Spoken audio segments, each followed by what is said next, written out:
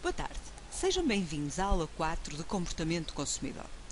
Nesta aula, iremos abordar os processos cognitivos, ou seja, as variáveis internas, neste esquema, mais uma vez a vermelho, responsáveis pelo processamento da informação. Nesta primeira aula, iremos falar sobre a percepção e a atenção. Falaremos também sobre um processo que é anterior a este, que é a sensação. Portanto, as variáveis internas explicativas do comportamento são a sensação, a atenção, a percepção, a aprendizagem e a memória.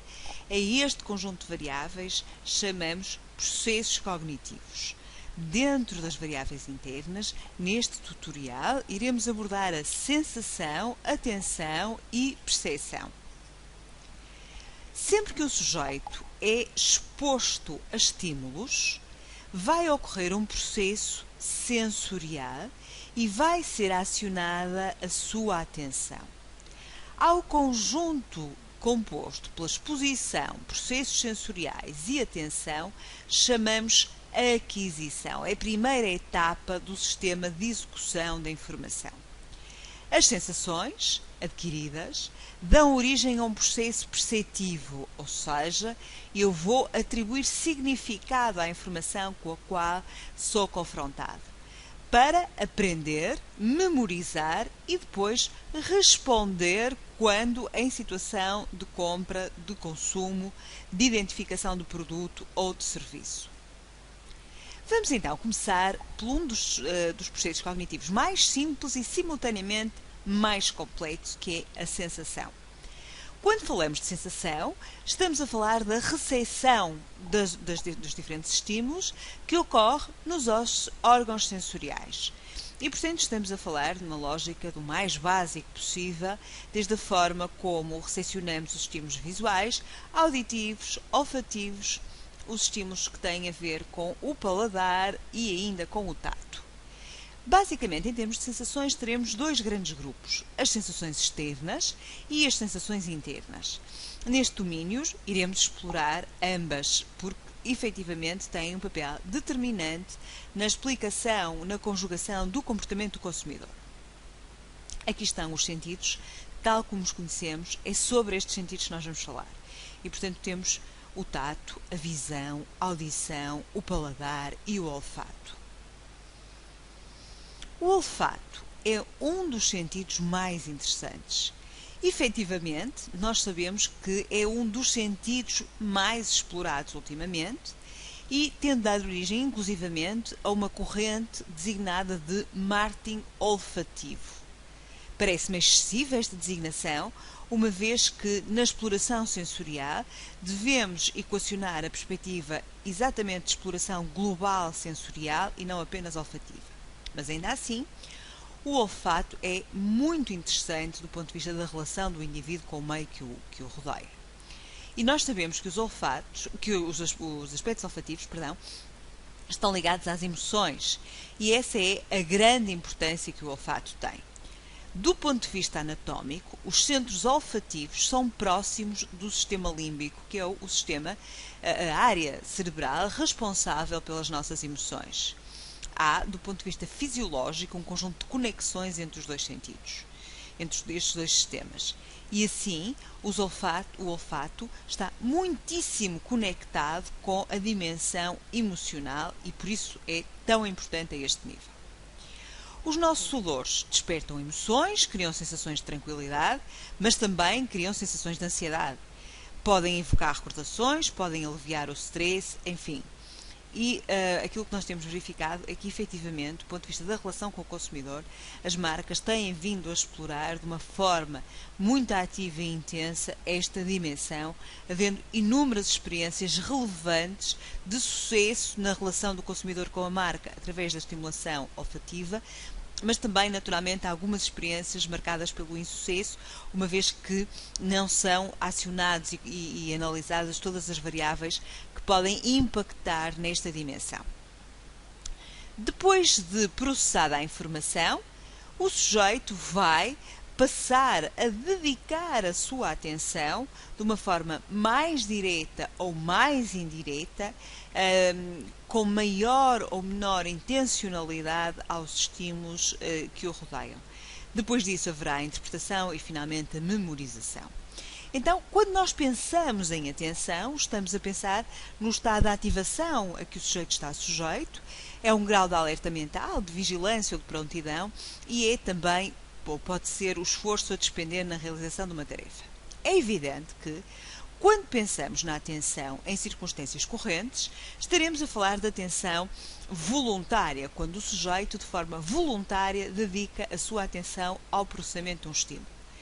No domínio do comportamento do consumidor, muito frequentemente, a atenção é acionada de forma involuntária.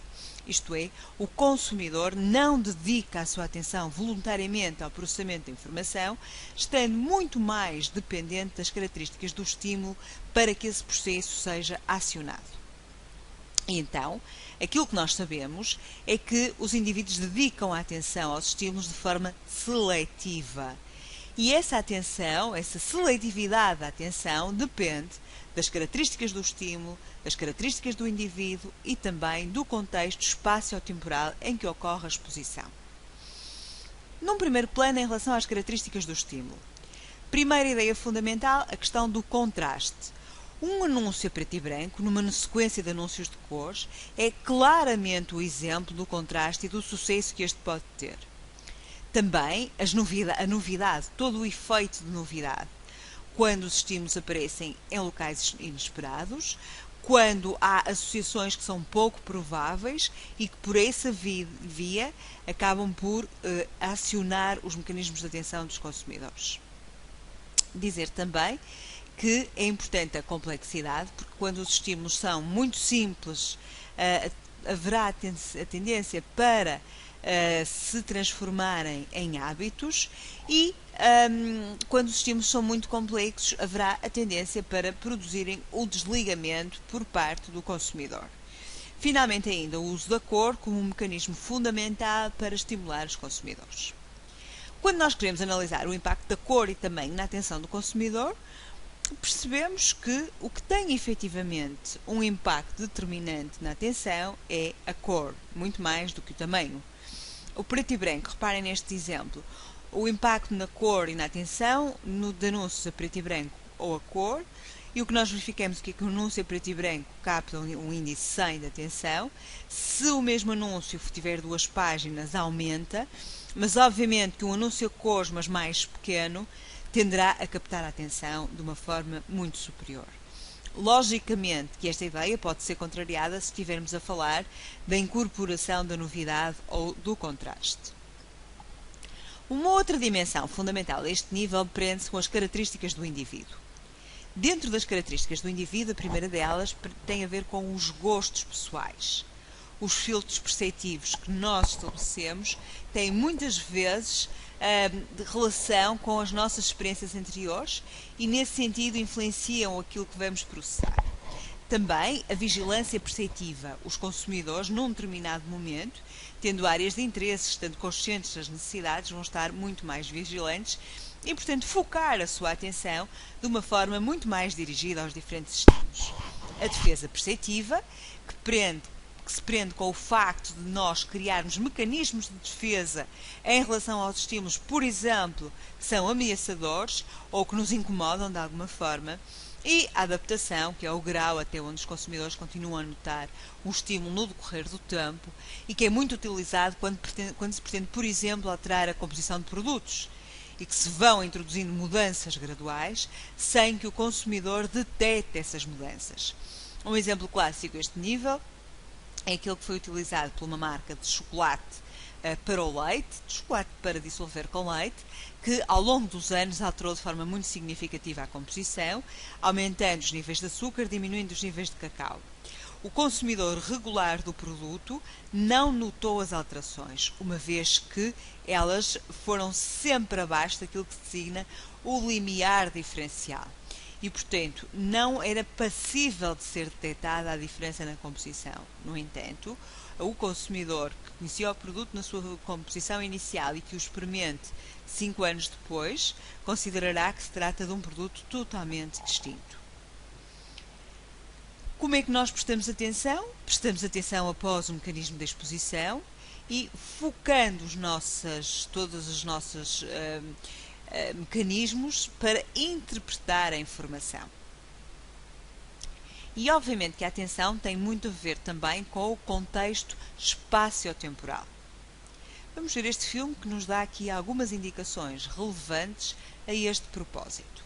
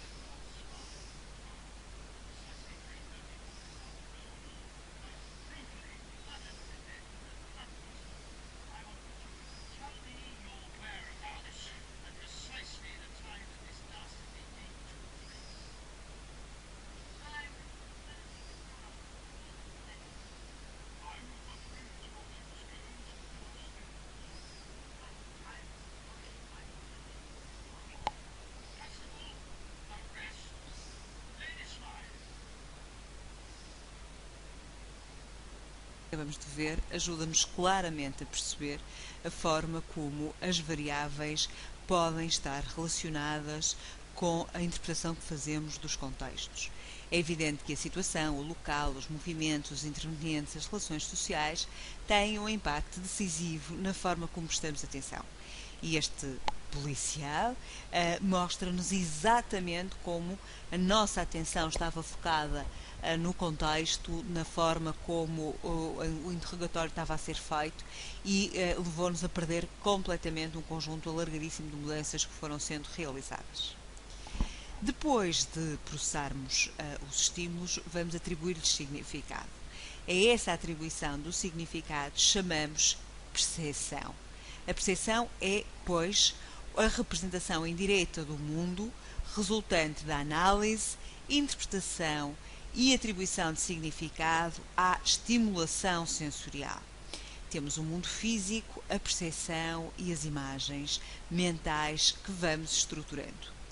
Estas representações mentais têm que ser, obviamente, distinguidas de processos não normalizados, como as alucinações ou ilusões, não é disso que estamos a falar. Então, estamos a falar deste tipo de processo. O que é que vocês veem? Uma mulher velha ou uma rapariga jovem? Conseguimos ver o nariz da velha, a sua boca, ou então, se quisermos, a nova de perfil, com o nariz mais pequenino, uma orelha e aqui um belo colar. E aqui exatamente a mesma lógica, de uma imagem que nos pode remeter para inúmeras interpretações. O homem velho e o homem novo, o casal de mexicanos ou simplesmente um casal de idosos. Pois é. E a barra do meio? Existe ou não? Vejam pela esquerda e depois pela direita. E digam-me o que é que está aqui a acontecer. E são 7 ou 10 barras? A porta está aberta para a frente ou para trás? E agora? Conseguem ler? Pois eu consigo. Tudo isto tem a ver com a percepção. De acordo com as pesquisas da Gestalt, não importa em qual a ordem as letras de uma palavra estão. A única coisa importante é a posição da primeira e últimas letras. O resto pode ser uma bagunça total que você ainda pode ler sem problema. Isto ocorre porque nós não lemos cada letra isolada, mas a palavra como um todo.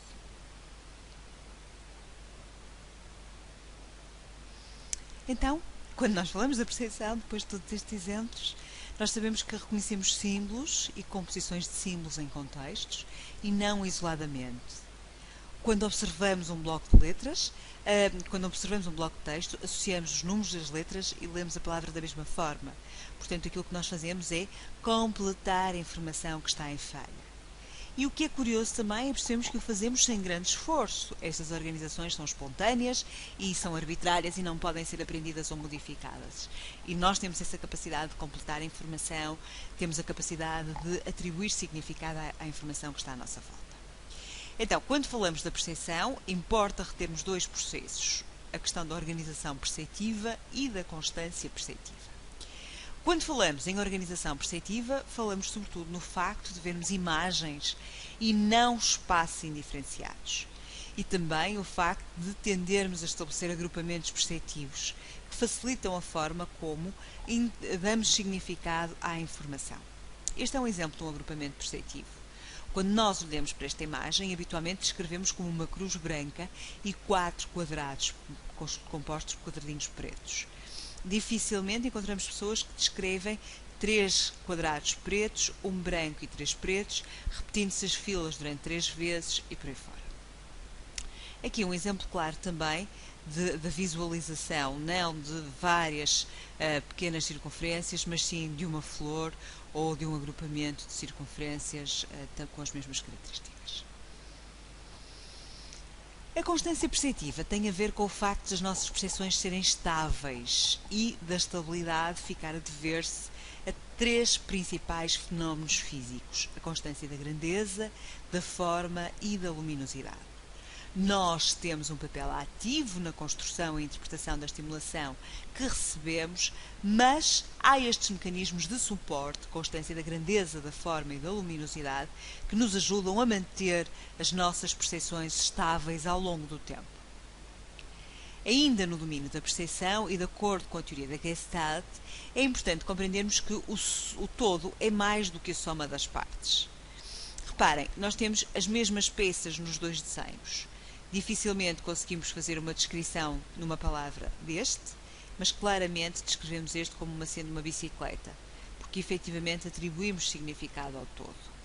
Então, quando percepcionamos uma figura, tendemos a organizar os estímulos de acordo com 3 princípios: proximidade, semelhança e boa forma. Quando falamos do princípio da proximidade, estamos a dizer que os objetos próximos serão percebidos como um todo. E aqui temos o exemplo de um conjunto de embalagens de vaqueiro que não são descritas enquanto tal, mas habitualmente descritas enquanto uma flor, uma almequeira, um girassol, aquilo que a nossa imaginação permitir. É um outro princípio muito importante que tem a ver com a interpretação ser feita com a semelhança que os elementos têm.